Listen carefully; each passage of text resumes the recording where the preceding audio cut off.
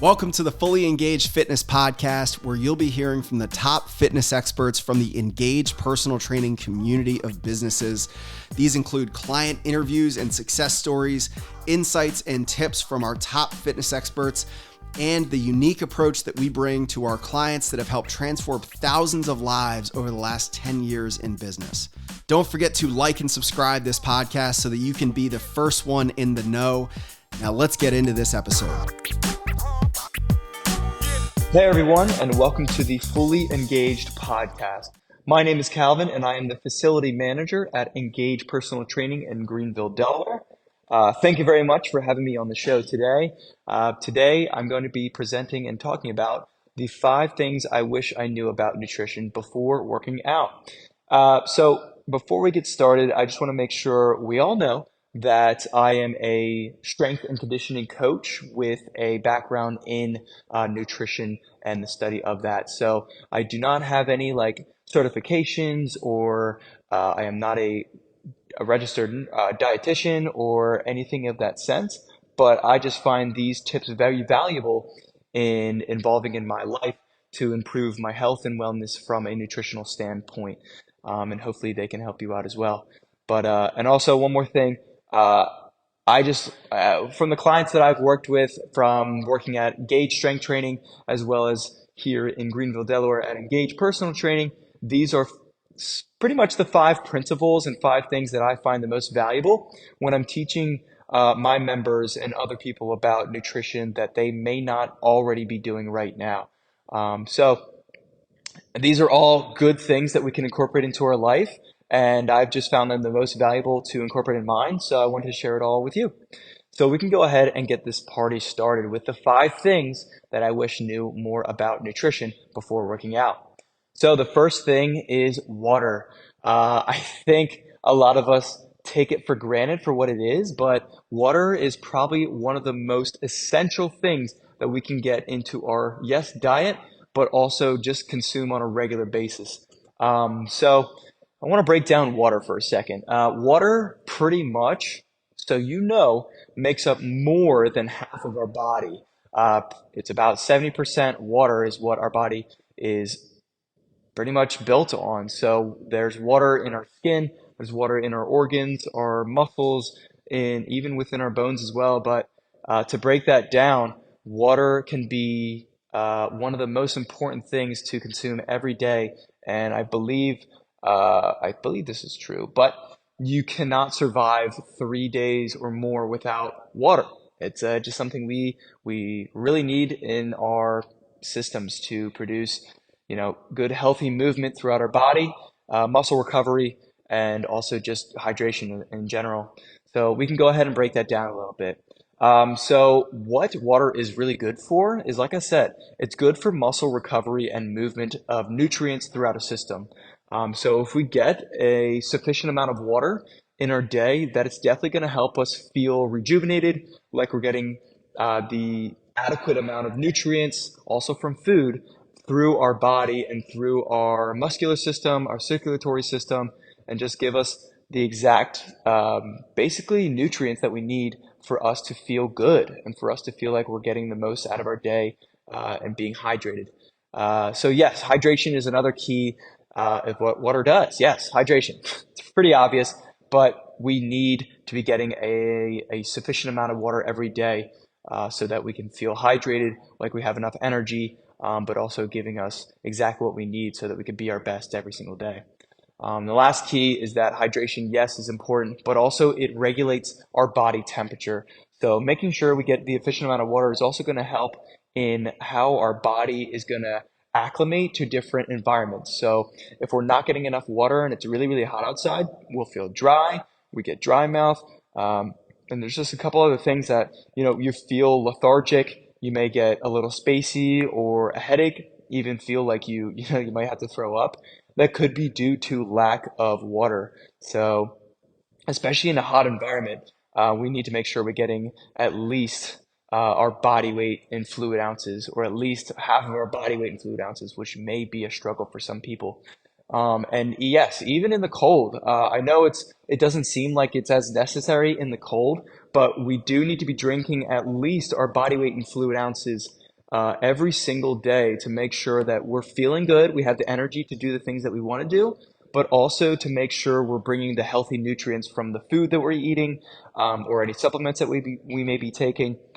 That's all going to be necessary and function properly based on the amount of water that we consume.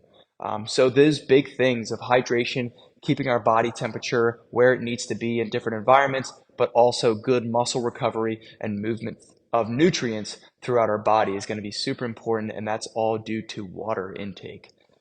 So I mentioned it before, but a recommendation for the amount of water we need to be consuming per day is going to be about half our body weight in fluid ounces. So right now I weigh about 180 pounds. So I want to be drinking at least 90 ounces, 90 fluid ounces of water per day. So it may sound like a lot, but there are definitely a couple different techniques that work for some people that we can be doing to make sure that we're hitting our water goal each day, whether it's drinking a big old glass of water, 20 ounces of water in the morning, and making sure we have, if it's 10, 12, 15 ounces of water before every meal. We can get into that later, but making sure we drink an efficient amount of water every day, at least our half of our body weight in fluid ounces, to make sure we're hitting exactly what we need for our body to function the way it needs to be. So yes, half of our body weight in fluid ounces is what we need to get. A couple tips for consuming water per day. So basically just getting in the amount of water we need per day. These are a couple things that other people have used that they find is beneficial for them. Actually, just the other day, I was talking with one of my members, and they said that they put, they put out 8 bottles of water, 20 ounces of bottle of water right in front of them every single day, so they make sure that they can consume each bottle. So they drink one and set it down. It's an empty bottle. So now they know they have 7 left, 6 left, whatever it is. It's basically a countdown from the amount of water they need to get in per day so that they're hitting an adequate amount of water to consume. For myself personally, I have a large water bottle. That's definitely a good way so that I know, okay, this is a 50 fluid ounce bottle of water. I need to be drinking at least 2 of these a day.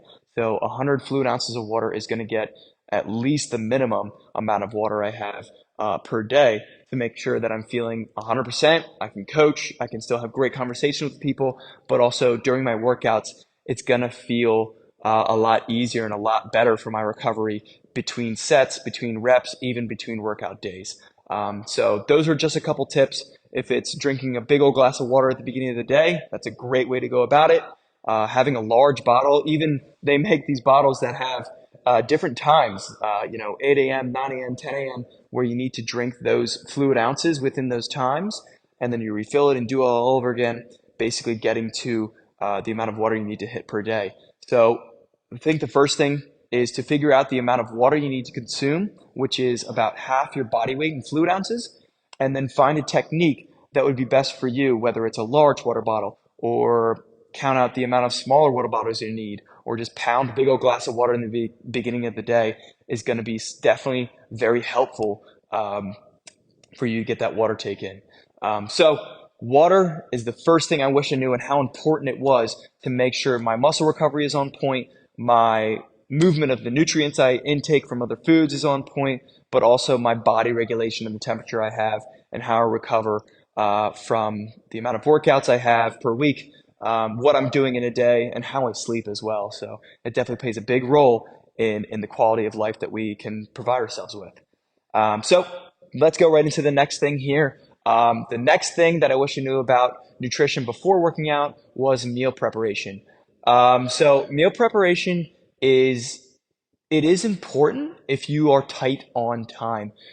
So what is meal prepping? Meal prepping is basically preparing your meals so that you have more time for yourself in the week to either get some other work done, work on your personal aspects, spend time with loved ones, whatever it really is. It's setting yourself up for success so that you know exactly what you're eating each week. You have the layout of whether it's, whatever meals that you're making, if it's breakfast, lunch, dinner, snacks, all the things that you need to be working on within your week. Meal prepping is key if you're tight on time, but also it can help set you up for success for getting your certain macros in fats, carbs, and proteins, but also it just helps you stay on track so that you make sure you're getting the foods that you need, but also the foods that you enjoy. So at least what I find important about meal prepping for myself is so I have a pretty busy day right now where I spend a good amount of the time in the gym, whether it's coaching, working with clients, doing nutrition consultations, going out to other businesses and meeting other people, whatever it is. I know I'm tight on time. So I want to make sure that I prepare my meals for the week so that I don't have to really be like, oh, I need to go out and grab something from Wawa, or oh, Wegmans is right next door. I can go grab something from there. So yes, tight on time, but also I want to save money. So how can I do that? I'm going to buy some meals that I know I can make over the weekend so that I'm prepared for the week. So that's something that I want to focus on. And I make every meal for the week, breakfast, my snacks, my lunches, my dinners, everything in between, because I know I'm tight on time.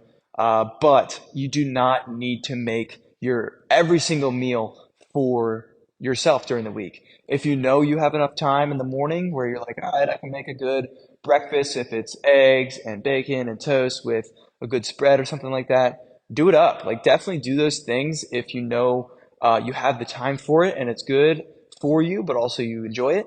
But if you know, all right, my lunch is almost out to eat every day, or I'm going to Wawa, I find myself going to Wawa every day for lunch. That might not be the best option if you feel like you're not getting the best nutrients out of the foods that you get from a Wawa or a Wegmans or wherever you go out to eat, especially if we're looking to decrease body fat and increase muscle. We sort of need to know the amount of quality nutrients we're putting into our body. So I'm going to make sure I put good, healthy foods coming from, for me, every day, I know I have chicken and rice. So I know I'm getting enough protein from my chicken. I know I'm getting a healthy serving of carbs from my rice. And then I have a couple nuts on the side. So that'll be a healthy amount of fat there. So I'm still staying within my macros, whether my protein, my carbs, my fats, but also within the calories I know I need to focus on. For me personally, looking to gain muscle and trim off a little bit of body fat just to make sure I'm staying on track with that. So my meals are set up for success for the week. And if you feel like there's a meal that you're struggling with personally, that's like lunches are the hardest, or dinners, we go out to eat every dinner, maybe that's something to try to work on if you want to increase, your muscle mass or decrease body fat, and overall just feel better about what you're eating and still have a good time and still enjoy what you're eating as well. So those are a couple tips for things that I would do for my meal prep. Prep the meals I know I'm bad at to make sure I know I'm getting what I need from the foods that I prep. Meaning, if I make chicken and rice, I know I'm going to be eating chicken and rice for lunch. And it has a healthy amount of protein, healthy amount of carbs, and a healthy amount of fats. So meal prep, what it is, find the meals that you know you're bad at and try to work on those things. And it might incorporate into some new recipes that you might want to try out instead of having to go out to eat for each of your meals during that time. So moving on, protein is going to be another tip that I wish I knew was more important. So what I learned from another coach is that protein is king in building muscle. And we can go a little bit deeper on that. So basically what protein is, it's the amino acids that are needed for building muscle. So protein is the building block for muscle. Just a little breakdown of that. So once it's consumed, it's digested and pulled throughout your bloodstream, your circulatory system, and then attached and basically built into your muscle. So once it's broken down from exercise, we need to be consuming some sort of protein to make sure we're still building our muscle and ultimately feeling better, getting stronger, and burning body fat as well. So protein is very important in building muscle mass. Why is it important? Because if you want to build muscle or burn body fat, we need more muscle to be able to lift either heavier or more efficiently or safer. And then as we increase our muscle mass, ultimately our body fat percentage will decrease as well. And it will also bring up our metabolism. So increased muscle mass plays a role in our metabolism and how that works as well. So I believe that everybody needs protein. If you have muscle on your body and you move, I think that protein is necessary for you. Protein is not something that is going to be like oh, I don't need protein because I don't strength train, or I don't need protein because I'm a runner, or I don't need protein because it's not my energy, or it's not the source of energy that I need to be consuming. But if you want to move your arms and legs and perform the way that you want to perform in life, protein is going to be key for you to be able to sustain the amount of muscle you have, increase muscle, and recover from the activities that you do, whether it's hanging out with friends or playing around, working out, really whatever you're doing, protein is going to be necessary for you to recover and make sure you're feeling good overall. So I believe that everybody needs to be consuming at least some sort of protein in their day. So with protein, there definitely is a hard understanding of like how much should I get, when should I get it in. But a rule of thumb basically to go off of would be consume at least 100 grams of protein per day. So 100 grams of protein for the majority of people is hard to take in for some people, but it's also going to be an at least an adequate amount for our muscles to absorb, recover, and be able to perform the next day, whether we're doing really whatever we need to. If it's working out the next day or going on a long walk or really just doing anything you really want to, that's going to be something that we need to be taking in so that we feel our best selves and we're getting not a ton of that muscle soreness. If we feel after workouts, protein is going to play a big role in how we recover from that as well. So what do I do? That might be a question you might be learning about as well, but what do I do to get my protein in? So like I said before, meal prepping is a great way for me to understand the exact amount of protein that I take in per day so that I'm still building muscle, at least per my goals, building muscle and being healthy, but also recovering from the workout sessions or whatever I do that's exercise related. So I'm going to make sure that I have at least 30 to 40 grams of protein in my meals. That may not be easy for everybody, and I understand that, but it's definitely going to be important to have at least some sort of significant portion of protein per meal that you consume, even if it's snacks. So if you're going to have a snack, definitely try to find a good source of protein within those little snack times as well. I know maybe chips or pretzels or other things, the popcorns and things like that might taste good, and I love them too. But those foods are not going to have a great source of protein. So I want to find either if it's a can of tuna that I have with a couple chips or something, or if it's a protein shake with an apple and peanut butter. Those are just a couple examples that I know are going to have a good amount of protein so that I'm hitting my protein goal for the day. But also even just building out the proteins in your regular meals that you have in a day. If it's eggs and bacon in the morning, that's your significant amount of protein in the morning for your breakfast. And then I have chicken and rice for lunch. That's maybe 40 to 50 grams of protein, depending on the size. And then I'll have, let's say, pasta and meatballs for dinner. So I know my turkey meatballs that I make are going to have a significant amount of protein in. And so if I can sort of set myself up so that I know exactly what I have for my proteins in each meal, then I can say, okay, all right, where can I finally tune some of the other things that I know I need to work on if protein isn't what I need to be as focused on because it's already built out into my day of meals and day of food that I have. So yes, protein is, in my opinion, for everybody. Protein is important for building muscle mass, keeping your muscle mass high, increasing metabolism, and then burning body fat as well. So if you're looking to do those things, hit your protein goal and keep setting the bar high for yourself for that protein level there. All right, so the next thing, the fourth sort of tip or thing that I wish I knew before working out was I can use my own hand as a measurement for my portion control. So even just looking at your hand. So yes, you have fingers, you have a palm, you have a thumb. These are all the tools. You have your own tool right here for an indicator of how you can sort of set yourself up for your meals that you put on your plate. So basically, what is the plate equaling the hand method for your portion control? So if you look at your hand, your palm size, basically the base of your fingertips all the way around to your wrist, is going to be the amount of protein you want to consume. And this is just based on for male and female. If we're looking to increase muscle mass and decrease body fat, on average, males can consume 2 palms worth of protein, females 1 palm's worth. And then breaking it down into our carbohydrates or even vegetables, our starches, and other carbs of that sense, it's basically the amount of food you can fit into your hand. So if you sort of cup your hand a little bit, the amount of either rice or vegetables or potatoes or things like that are going to be the amount of healthy carbs that we can fit into our palm size. And for males, it's going to be 2 palms or 2 handfuls worth. That's going to be either our vegetables, our healthy carbs or starches. That's going to be your carb intake. And then for fats, this is going to be possibly a surprising factor, but 1 thumb's worth is the amount of fats that we can have within our plate to make sure that we're still staying on track for the amount of proteins, fats, and carbohydrates we have on our plate per meal. So if we have about 3 meals a day and you have it on your plate, look at your hand, sort of reference your hand and say, okay, this piece of fish is about my palm size worth. Cool.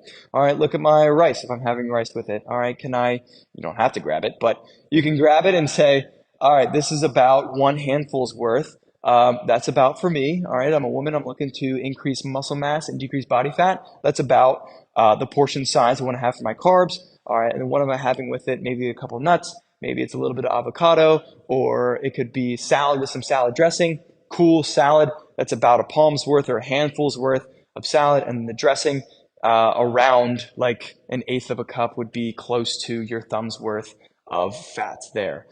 So using your hand is a good reference that we can see the amount of food that we can have on our plate in our meals, and it can reference the amount of basically close to what we're hitting for our macros based on the type of foods that we're eating in that plate.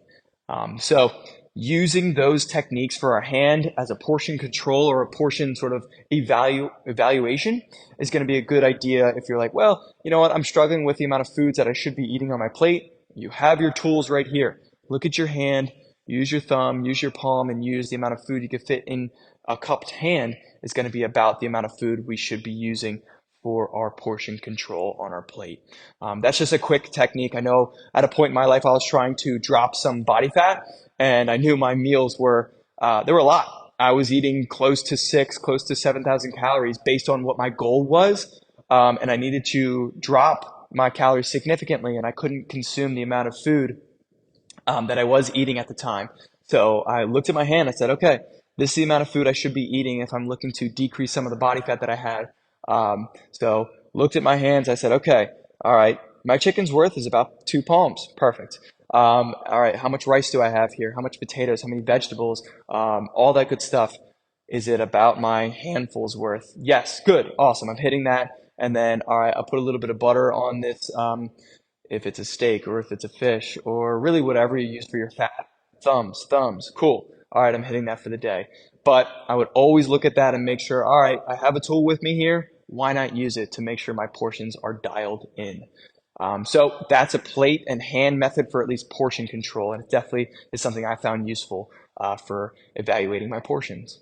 And the last thing, last part of the piece of this nutrition that I wish I knew before working out is eating the foods that I enjoy is important, but I know it needs to be in moderation. So I can eat the foods that I want in moderation. So there is a big stigma around eating the foods that we just are considered healthy. So if we can adopt the ability to eat the foods that we want, but also eat the foods that we know we need to eat that are going to be good for our goals, but also our body composition and what we're looking to get out of training and nutrition, why not incorporate both of those into our daily nutrition? So if it's, I know I like to eat chips, I know I like to eat pizza, I know I like to eat pancakes or whatever it is, all these things, great. I'm going to allow myself to eat those things so that I can have a healthy balance with the foods that I like and also a healthy mindset around the foods that I do enjoy, but also the foods that I know I should be eating. Yes, chicken every day is not awesome and it's not fun. I know these things. I do it every day and it's just okay. But I know I get to enjoy. All right, on the weekends, like Saturday morning, I'm going to be making a pancake for breakfast with a little chocolate chips and syrup. Cool. How am I going to factor those calories and the macros from that pancake into the rest of my day so that I make sure, all right, I don't feel guilty about these things. I don't feel like I should never have had those foods before. No, I can have these things. I enjoy pancakes. Why would I take that thing away if it's going to sort of give me a unhealthy relationship with the foods that I want to eat each day? So that's definitely something that I wish I incorporated into my nutritional habits as well. There was definitely a time when I knew, all right, I need to dial my nutrition in because I'm looking to lose a significant amount of body fat and I want to keep my muscle where it's at. But if I eat the foods that I enjoy all the time, I know I can't get there. So I really tried to dial it in and say, okay, I'm going to eat all these good foods, salads, the chicken and rice, the healthy eggs, egg whites, all that stuff. And I went to a point where I was like, oh my gosh, I'm not enjoying the foods that I eat anymore. I want to find a position in my life where I enjoy the foods that I like, or I enjoy the foods that I am making for myself that I know are healthy for me, but I want to have some of the foods that I like as well. If I feel like they're considered quote unquote like unhealthy, I want to still keep them in my diet because they're healthy for me. They're healthy for my mindset. They're healthy for my satiation of sweets or salty or whatever it is. I want to make sure I'm still getting those foods in so I can keep a healthy mindset. That's the biggest thing, is creating a healthy mindset around the foods that you enjoy, but also having a great healthy balance of the foods that you know you need to eat based on your goals. So eating the foods that you enjoy in moderation is definitely a hard thing to dial in, but it is okay to have some of these foods, whatever it is, ice cream or pizza or some of these other foods that you may enjoy. Have those, but understand how to balance them out within the foods that you know you need to be consuming so that you're still on track for your goals that you set for yourself. So yeah, those are the 5 tips that I wish I knew about nutrition before getting into working out. So going through them again real quick. Water, it plays a big part in our muscle recovery, the movement through our body for nutrients and all these good things that we're giving ourselves. And then also body temperature and balancing that thing out as well. So that's going to play a big role in that sense. Meal preparation. I find meal prepping so easy, but I know it's tough for some people. So find the meal that you know you're bad at, dial that in, and then you know you're set yourself up for success for the rest of the week. The next thing is that protein is king. I believe protein is very important for everyone to get in because we have muscle, we move, and if we want to move the best and feel the best, protein is going to be the way for us to keep muscle on and build more muscle so that we stay on track with our muscle gaining goals, but also feel better after a great workout. The next piece is using your hand as a measurement for the portions that we have on our plate. So just remember, thumb, that's the amount of fat we want to eat within our plate. Palm, that is your protein, so your meats, your legumes, some of these other things that are going to have a good source of protein. Use your palm as a good source or a good recommendation for the amount of protein we need to eat per meal. And then cup your hand and use that for your carbs. If it's vegetables, if it's rice, if it's potatoes, other healthy carbs that you can fit on your plate is going to be about your cupped hand's worth. And for men, it's double that. So females, it'll be 1 hand's worth. And for males, it'll be 2 hands worth. And the last piece, eating your foods that you enjoy in moderation. It is okay to have the foods that you feel like are unhealthy, but no, I need to balance these things out with the amount of foods that I'm having in my day that I know are going to be healthy for me as well. So that is everything that I wish I knew about nutrition before working out. I hope you enjoyed. I hope you took a couple pieces from this podcast away. But if you have any questions about anything nutrition related, please feel free to send me a message at calvin@engagepersonaltraining.com. So I hope you enjoyed, and we'll see you on the next podcast.